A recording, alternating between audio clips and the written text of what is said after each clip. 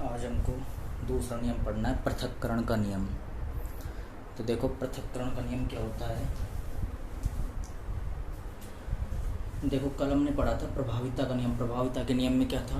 प्रभाविता के नियम में जो युग्मक होते हैं हमको कैसे प्राप्त होते हैं? अशुद्ध विषम युग्मजी लंबे अशुद्ध प्राप्त होंगे। देखो एक कैपिटल टी है, एक स्मॉल टी था। कैपिटल टी और स्मॉल टी थे, क्योंकि दोनों अलग अलग इसलिए क्या है? अशुद्ध है और लंबापन बोनेपन पर प्रभावी रहेगा। तो अशुद्ध विषम युग्मजी लंबे प्राप्त हुए थे। विषम युग्मजी थे क्यों? क्योंकि दोनों अलग अलग या अशुद्ध भी बोलते हैं इसको। तो देखो हमने चेकर बोर्ड बनाया था, या इसको F1PD बोला था, या इसको ऐसे बना सकते हैं। देखो पृथक्करण के नियम के लिए पहले यही बनाएंगे। इसमें कैसे बनाते हैं? सबसे पहले कैपिटल टी लिया, ये दोनों। उसके बाद स्मॉल टी लिए, दोनों को अलग अलग कर लेंगे, टी और टी। उसके बाद क्या करना है? उसके बाद इसके साथ क्रॉस कराएंगे तो क्या बनेगा? Capital T small T. इसका फिर से अगले के साथ करवाएंगे, कैपिटल टी स्मॉल टी। इसका इसके साथ में कैपिटल टी स्मॉल टी, और इसका इसके साथ में कैपिटल टी और स्मॉल टी। तो हमको चारों वही मिल रहे हैं जैसे चेकर बोर्ड में मिले थे। कैपिटल टी स्मॉल टी चारों ऐसे ही इसमें मिलते हैं। तो हमको ये F1PD बोला था। इस F1PD में क्या थे? सभी अशुद्ध लंबे पौधे थे, और ये क्या बोलते हैं? इनको विषम युग्मजी होंगे। क्यों? क्योंकि देखो चारों जो है उसमें एक कैपिटल टी और एक स्मॉल टी है, इसलिए क्या होंगे? विषम युग्मजी होंगे। अब देखो इससे आगे F1PD है। ये इस F1PD से हम F2PD जब प्राप्त करते हैं तो जो F1PD में अशुद्ध लंबे पौधे जो प्राप्त हुए वो पृथक रूप से। अब हमको क्या पढ़ रहे हैं? दूसरा नियम पढ़ रहे हैं, पृथक्करण का नियम। क्या पढ़ रहे हैं? पृथक्करण का नियम। तो इसमें क्या होता है कि जो F1PD में हमको युग्मक मिले हैं वो पृथक रूप से आगे वाली पीढ़ी में जाएंगे। तो देखना इसमें ये जो F1PD के युग्मक है, कैपिटल टी स्मॉल टी, चारों क्या अशुद्ध विषम युग्मजी लंबे। अभी तो अब क्या होंगे? पृथक रूप से अगली पीढ़ी में जाएंगे, एक दूसरे को प्रभावित नहीं करेंगे और पृथक रूप से आगे बढ़ते जाएंगे। इसलिए इसको युग्मकों की शुद्धता का नियम भी बोलते हैं। क्या बोलते हैं इसको? युग्मकों की शुद्धता, क्योंकि एक दूसरे को बिल्कुल ही पृथक रूप से आगे जा रहे, एक दूसरे को प्रभावित नहीं कर रहे, इसलिए युग्मकों की शुद्धता का नियम भी बोला जाता है इसको। या इसका एक और नाम होता है विसंयोजन का नियम। युग्मकों की शुद्धता का नियम या फिर विसंयोजन का नियम भी इसे बोला जाता है। तो देखो इनमें से हम कोई भी दो ले रहे हैं, capital T small T, capital T और स्मॉल टी।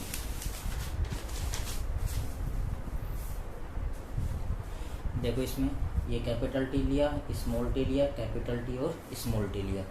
तो इनको अलग अलग कर लेंगे, इनके युग्मक बना देंगे। अब क्या करेंगे? इसके साथ क्रॉस करेंगे, क्या बनेगा? कि ये भी कैपिटल टी है, ये भी कैपिटल टी है, कैपिटल टी। ऐसे इसके साथ करवाएंगे तो कैपिटल टी है, ये वाला क्या है? स्मॉल टी है, कैपिटल टी स्मॉल टी। ऐसे इसके साथ करवाएंगे तो क्या है? स्मॉल टी और कैपिटल टी। तो कैपिटल टी और स्मॉल टी ये हो गया। कैपिटल को आगे लिखे तो कोई फर्क नहीं पड़ रहा उसमें।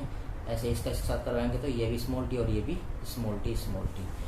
तो देखो इसमें हमने 4 प्रकार के पौधे प्राप्त हुए, 1 2 3 4। इसमें से ये देखो ये जो पौधा है ये दोनों कैपिटल टी है इसमें, तो ये बिल्कुल क्या होगा? शुद्ध होगा। और कैपिटल किसको दर्शाता है? लंबेपन को, तो शुद्ध लंबा। ये देखो एक कैपिटल टी एक स्मॉल टी है, तो क्या होगा? अशुद्ध होगा, क्योंकि दोनों अलग अलग है, एक कैपिटल है एक स्मॉल है। और लंबापन भी, बोनापन भी, तो लंबापन प्रभावी होगा, तो क्या होगा? अशुद्ध लंबा होगा। तीसरा भी सेम अशुद्ध लंबा होगा, क्योंकि ये भी क्या है? एक कैपिटल टी एक स्मॉल टी है। चौथा देखो दोनों क्या है? छोटे हैं, तो ये क्या होगा? दोनों छोटे हैं मतलब क्या? शुद्ध तो है, क्योंकि दोनों क्या है? स्मॉल है। ये अशुद्ध होंगे जब दोनों आ जाए, कैपिटल टी आ जाए स्मॉल टी आ जाए, तो वो क्या होता है? अशुद्ध। जब दोनों कैपिटल आए या फिर दोनों स्मॉल आए तो क्या होता है? शुद्ध। तो ये क्या होगा? शुद्ध। और स्मॉल टी किसको दर्शाएगा?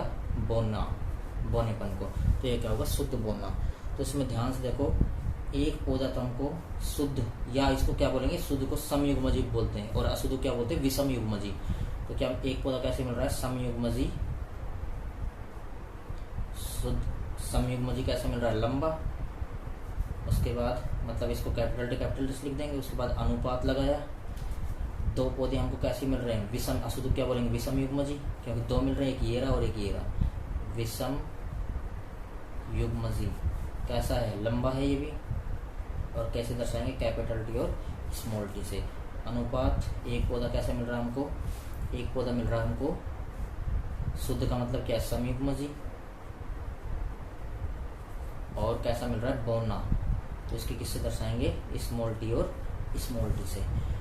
तो हमको यहाँ से जो जीन प्रारूप मिल रहा है, जीन प्रारूप और लक्षण प्रारूप जो होते हैं उनमें जीन प्रारूप जिसको जीनोटाइप बोला जाता है, तो हमको जीन प्रारूप क्या मिल रहा है, यहाँ जीन प्रारूप मिल रहा है, एक तो ये, दो ये और एक ये, तो 1:2:1, ये हमारा जीन प्रारूप आता है। किसमें ये आता है, पृथक्करण के नियम में जीन प्रारूप। और लक्षण प्रारूप क्या आएगा, लक्षण प्रारूप या लक्षण प्रारूप, ये क्या आएगा, ध्यान से देखो, इसमें लंबे पौधे कितने हैं, एक लंबा ये रहा, ये भी लंबे है भी समय लेकिन है तो लंबे ही, तो देखो एक तो ये और दो ये, तो तीन कैसे पौधे, तीन लंबे पौधे। अनुपात, बोना सिर्फ कितना है, एक है, तो एक बोना पौधा, तो कितना अनुपात आया, 3:1। ये क्या आएगा हमारा, ये आएगा हमारा लक्षण प्रारूप। तो जो पृथक्करण का नियम होता है उसमें जीन प्रारूप आता है 1:2:1, लक्षण प्रारूप आता है 3:1। ये हमारा क्या है, ये हमारा है सेकंड नियम, पृथक्करण का नियम। दोबारा से देख लो, इस पीढ़ी क्या बोलते हैं, F2 पीढ़ी बोला जाता है। देखो F1 पीढ़ी में क्या किया था, F1 पीढ़ी में कैसे प्राप्त हुए थे, हमको सभी अशुद्ध लंबे प्राप्त हुए थे।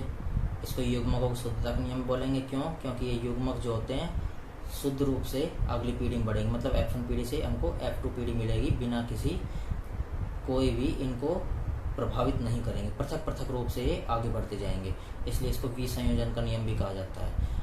तो इसमें क्या होता है, इसमें से कोई से भी दो पौधे लिए विषम युग्मजी, लंबे हैं, इनका क्रॉस कराया तो एक शुद्ध लंबा मिला, दो अशुद्ध लंबे मिले, एक शुद्ध बोना मिला, तो ये क्या हो गया, 1:2:1। जीन प्रारूप 1:2:1 आया, लक्षण प्रारूप क्या आएगा, 3:1, क्योंकि तीन लंबे और एक बोना है। लक्षण प्रारूप क्या होता है, जो बाहर से दिखाई देते हैं वो लक्षण प्रारूप, जैसे लंबापन दिखाई दे रहा है, बोनापन दिखाई दे रहा है। और जीन प्रारूप क्या होगा, उसकी जीनी संरचना या आनुवंशिक संरचना क्या बोला जाता है, जीन प्रारूप बोला जाता है। और एक और है इसमें, ये जो नियम होता है वो किस पर आधारित होता है, एक संकर संकरण पर। जैसे फर्स्ट नियम प्रभाविता का नियम था एक संकर संकरण पर आधारित, ये भी किस पर आधारित होता है, एक संकर संकरण पर आधारित। जो तीसरा नियम पढ़ेंगे वो होता है द्विसंकर संकरण पर आधारित। और शुरू के दो नियम प्रभाविता और पृथक्करण का नियम होता है एक संकर संकरण पर आधारित। तो देखो इस नियम को, ये आ गया, हो गया पूरा। देखो पृथक्करण का नियम, मेंडल का पृथक्करण का नियम एक संकर संकरण पर आधारित होता है।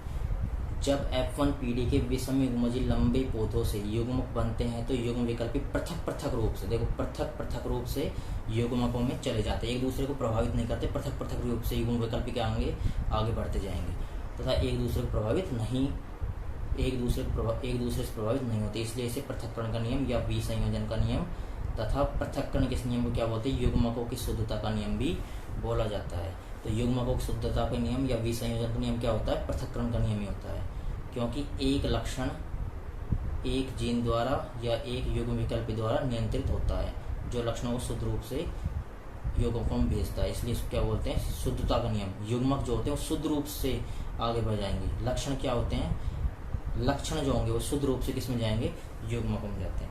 जैसे एक समयुग्मजी शुद्ध लंबे, एक समयुग्मज शुद्ध लंबा ये रहा, कैपिटल टी ये रहा, तथा समयुग्मजी शुद्ध बोने, ये स्मॉल टी समयुग्मजी है, और बोना है शुद्ध बोना है, क्योंकि दोनों सेम है, स्मॉल टी है।